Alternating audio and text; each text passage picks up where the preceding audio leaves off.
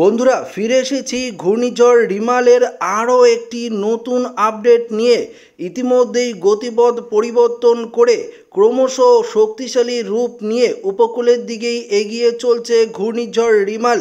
তবে এই মুহূর্তে আবহাওয়া দপ্তরের তরফ থেকে এই ঘূর্ণিঝড়কে নিয়েও একটি গুরুত্বপূর্ণ আপডেট দেওয়া হয়েছে। বন্ধুরা আপনারা সরাসরি লাইভে দেখতে পাচ্ছেন যে পরিষ্কারভাবে দেখতে পাচ্ছেন যে ভারতের দক্ষিণ দিকে প্রচুর পরিমাণে ঘন কালো মেঘ ঘনীভূত হয়েছে। ইতিমধ্যেই এই ঘূর্ণিঝড়ের পরিবেশ বঙ্গোপসাগরে কিন্তু তৈরি হচ্ছে। পরিষ্কার দেখতে পাচ্ছেন একদিকে দক্ষিণ ভারত, অন্যদিকে দেখতে পাচ্ছেন যে পোর্ট ব্লেয়ারের দিকে প্রচুর পরিমাণে ঘন কালো মেঘ ঘনীভূত হচ্ছে।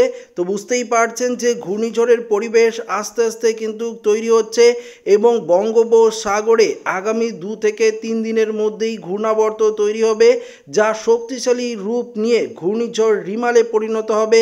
এবং এই ঘূর্ণিঝড় রিমালি ঘূর্ণিঝড় আমফানের থেকেও প্রচণ্ড পরিমাণে শক্তিশালী রূপ নিয়ে পশ্চিমবঙ্গ উপকূলের দিকে কিন্তু ক্রমশ অগ্রসর হবে। তবে আবহাওয়া দপ্তর জানিয়ে দিয়েছে যে ঘূর্ণিঝড় রিমাল ঠিক কখন উপকূলে আছড়ে পড়বে সেই অনুযায়ী আপনাদেরকে এই ভিডিওটিতে ডিটেলস জানাবো যে ঠিক কখন কোন উপকূলে এই ঘূর্ণিঝড় রিমাল আছড়ে পড়বে। পাশাপাশি এই মুহূর্তে বাংলার ঠিক কোন কোন জেলাগুলিতে বৃষ্টিপাতের সম্ভাবনা রয়েছে, আজ রাতেই বা কোন কোন জেলায় বৃষ্টিপাত বাড়বে, সমস্ত কিছু দেখে নেব এই ভিডিওটিতে। তো ভিডিওটি শুরু করার আগে আপনাদের কাছে ছোট্ট একটি রিকোয়েস্ট রইল, নতুন হয়ে থাকলে অবশ্যই চ্যানেলটিকে সাবস্ক্রাইব করবেন এবং পাশের দেওয়া বেল আইকনটিকেও প্রেস করবেন এই ধরনের লেটেস্ট ভিডিওর আপডেটগুলো সর্বপ্রথম সবার আগে পাওয়ার জন্য। তো বন্ধুরা প্রথমত আমরা দেখে নেব ঘূর্ণিঝড় রিমালের আপডেট। আপাতত যা অভিমুখ বা গতিপথ আমরা দেখতে পাচ্ছি ইসিএম আপডেটে, সেই অনুযায়ী দেখতে পাচ্ছি ঘূর্ণিঝড় রিমাল, যেটা আপনাদেরকে বলছিলাম যে ঘূর্ণিঝড় রিমাল ক্রমশ তার অভিমুখ এবং গতিপথ পরিবর্তন করবেই। তো আমরা সেই অনুযায়ী দেখতে পাচ্ছি এই মুহূর্তের লেটেস্ট আপডেটে ঘূর্ণিঝড় রিমাল তার গতিপথ পরিবর্তন করে এই মুহূর্তে দেখতে পাচ্ছি যে বাংলাদেশের দিকে অগ্রসর হচ্ছে। গতকালকে আপনারা দেখতে পাচ্ছিলেন যে মায়ানমারের দিকে অগ্রসর হচ্ছে। আজ দুপুরের ঠিক 12টার দিকে যে ভিডিওটি দিয়েছি সেই ভিডিওটিতে আপনারা দেখতে পাচ্ছিলেন যে উড়িষ্যার দিকে অভিমুখ রয়েছে। তবে এই মুহূর্তে আমরা দেখতে পাচ্ছি ঘূর্ণিঝড় রিমাল যে বাংলাদেশ উপকূলের দিকেই অগ্রসর হচ্ছে। তো বুঝতে পারছেন যে এই ঘূর্ণিঝড়টি ঠিক কোন উপকূলে আছড়ে পড়বে এখনও পর্যন্ত সেই কিন্তু অফিসিয়ালিভাবে বলা যাচ্ছে না। তবে আমরা সরাসরি কিন্তু আপনাদেরকে লাইভ আপডেটগুলো দেওয়ার চেষ্টা করছি যে এই ঘূর্ণিঝড়টি ঠিক কোন দিকে যায়, সেই অনুযায়ী কিন্তু আমরা সরাসরি আপনাদেরকে কিন্তু লাইভে দেখানোর চেষ্টা করছি। তো পরিষ্কার আপনারা দেখতে পাচ্ছেন যে এই মুহূর্তে ঘূর্ণিঝড় রিমাল ঘন্টায় যদি আমরা দেখি তাহলে দেখতে পারবো যে ঘন্টায় প্রায় 90 কিলোমিটার গতিবেগ নিয়ে ক্রমশ পশ্চিমবঙ্গ এবং বাংলাদেশ উপকূলের দিকে এগিয়ে যাচ্ছে। তবে এর ল্যান্ডফল আমরা দেখতে পাচ্ছি বাংলাদেশের কলাপাড়ার দিকে আপাতত এর ল্যান্ডফল রয়েছে, পরিষ্কার আমরা দেখতে পাচ্ছি। তবে অবশ্যই এই ঘূর্ণিঝড় আবারও তার অভিমুখ এবং গতিপথ পরিবর্তন করবে, পরিবর্তন করে এটা কিন্তু অর্থাৎ পশ্চিমবঙ্গ বা উড়িষ্যা বা মায়ানমার বা আবারও বাংলাদেশের দিকেই অগ্রসর হতে পারে। অফিসিয়ালিভাবে আপডেট দিবে আলিপুর আবহাওয়া দপ্তর। আর মাত্র 1 থেকে 2 দিনের মধ্যেই আলিপুর আবহাওয়া দপ্তরের তরফ থেকে এই ঘূর্ণিঝড় রিমালকে নিয়ে অফিসিয়ালিভাবে আপডেট দেওয়া হবে। তো আপাতত আমরা লাইভে যেটুকু দেখা সম্ভব সেটুকুই কিন্তু আপনাদেরকে দেখিয়ে দিচ্ছি। এই মুহূর্তে ঘূর্ণিঝড় রিমাল বাংলাদেশের দিকেই অভিমুখ রয়েছে। আবারও গতিপথ যদি অভিমুখ পরিবর্তন হয় পরবর্তী ভিডিওটিতে আপনাদেরকে কিন্তু জানিয়ে দেব। তো আমরা দেখে নেব যে আজকে এই মুহূর্তে বৃষ্টিপাতের সম্ভাবনা রয়েছে কিনা। তো সরাসরি আমরা মেঘমালায় চলে যাব এবং মেঘমালা থেকে দেখব যে পশ্চিমবঙ্গের আকাশ কেমন রয়েছে, তাপমাত্রা কত ডিগ্রি বাড়তে পারে, আগামীকাল কত ডিগ্রি তাপমাত্রা আরও বাড়বে, সমস্ত কিছু আপনাদেরকে দেখাবো। তো এই মুহূর্তে দেখতে পাচ্ছি বাংলার আবহাওয়ার পরিস্থিতি দেখতে পাচ্ছেন, কোথাও কোনো রকম বৃষ্টি নেই।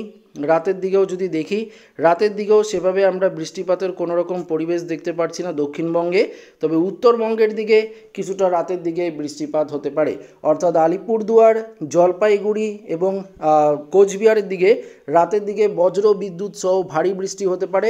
অন্যদিকে দার্জিলিং কালিম্পংয়েও কিন্তু বজ্র বিদ্যুৎ সহ ভারী বৃষ্টি হতে পারে, কেননা গতকালকেই উত্তরের 5টি জেলায় ভারী থেকে অতি ভারী বৃষ্টি হয়েছে এবং বজ্র বিদ্যুৎ সহ তুমুল বৃষ্টিপাতে লণ্ডভণ্ড হয়েছিল পশ্চিমবঙ্গের বেশ কয়েকটি জেলায় এবং জলপাইগুড়িতে বজ্রাঘাতে একজনের মৃত্যু পর্যন্ত হয়েছে।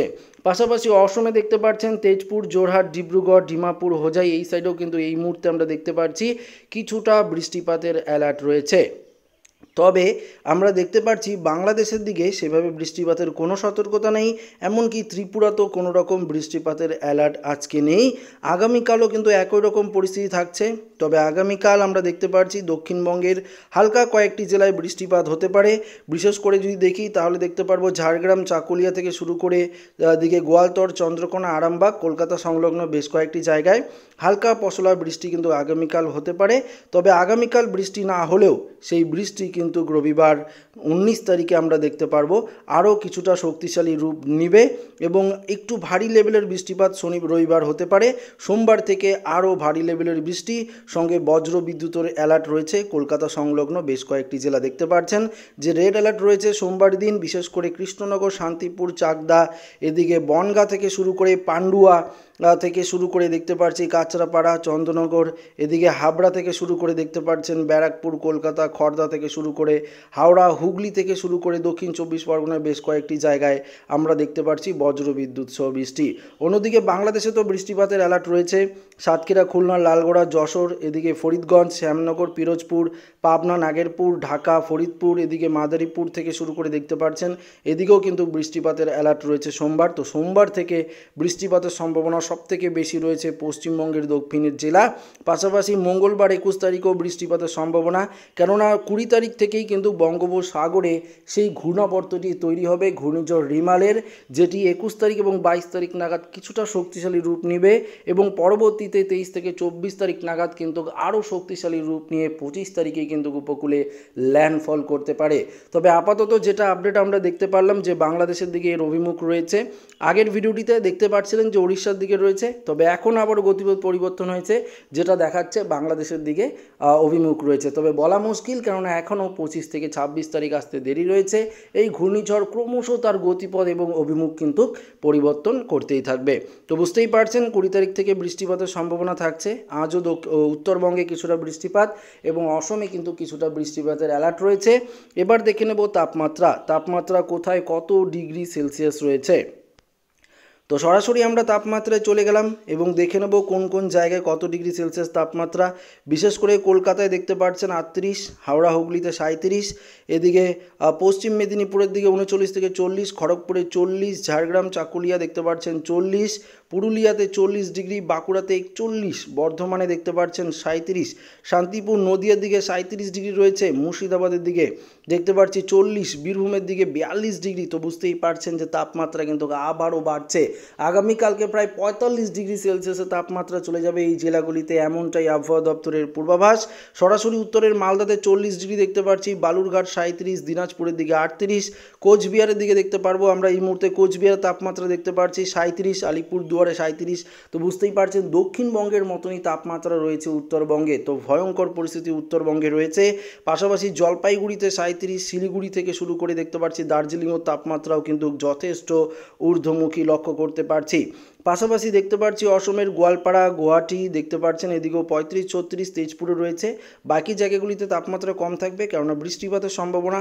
আবার বাংলাদেশের সিলেটে 34, 35, কিশোরগঞ্জ, কাশপিয়া 40 ডিগ্রি, ঢাকাতেও আমরা এই মুহূর্তে 40 ডিগ্রি সেলসিয়াস তাপমাত্রা দেখতে পাচ্ছি। মাদারীপুর, ফরিদগঞ্জ, কুমিল্লাতেও তাপমাত্রা ঊর্ধ্বমুখী, সেনবাগের দিকেও, এমনকি ত্রিপুরার আগরতলা, আমবাসা, আমরাপুর, খোয়াই, ব্যালিনিয়ার দিকেও 36 থেকে 37 ডিগ্রি সেলসিয়াসের তাপমাত্রা রয়েছে। তো বুঝতেই পারছেন যে সমস্ত পশ্চিমবঙ্গ, বাংলাদেশ, ত্রিপুরার দিকেও তাপমাত্রা যথেষ্ট ঊর্ধ্বমুখী। সবথেকে পশ্চিমবঙ্গের দক্ষিণের জেলাগুলিতে এই মুহূর্তে আমরা ভয়ঙ্কর তাপপ্রবাহের সতর্কবার্তা লক্ষ্য করতে পারছি। তো বুঝতেই পারছেন যে ভয়ঙ্কর তাপমাত্রা কিন্তু বাড়ছে। এবার আপনাদেরকে একটু ঘূর্ণিঝড়ের আপডেটে নিয়ে যাই। দেখতে পাচ্ছেন যে 20 তারিখ থেকে যদি আমরা দেখি বঙ্গোপসাগরে ঘূর্ণাবর্ত লক্ষ্য করতে পারছি। 22 থেকে 23 তারিখ নাগাদ পোর্ট ব্লেয়ারের দিকে দেখতে পাচ্ছি ঘূর্ণাবর্তটি থাইল্যান্ড বরাবর অগ্রসর হচ্ছে, মায়ানমার, থাইল্যান্ড। এবং 23 তারিখে দেখতে পাচ্ছি যে 24-25 তারিখে এটা কিছুটা শক্তিশালী রূপ নিয়ে এবং 25-26 তারিখের দিকে আমরা দেখতে পাচ্ছি 26 তারিখে এটা কিন্তু বাংলাদেশ বরাবর অর্থাৎ বাংলাদেশের উপকূলের দিকে অগ্রসর হচ্ছে। অর্থাৎ বলা মুশকিল এই ঘূর্ণিঝড় বাংলাদেশ না পশ্চিমবঙ্গ ঠিক কোন উপকূলে আসতে পড়তে পারে। তো আশা করি এই আপডেটটি প্রত্যেকের ভালো লেগেছে। ভিডিওটি এখানে শেষ করছি। ভালো লাগলে লাইক করবেন, শেয়ার করবেন, নতুন দেখলে চ্যানেলটিকে সাবস্ক্রাইব করে নেবেন। ধন্যবাদ।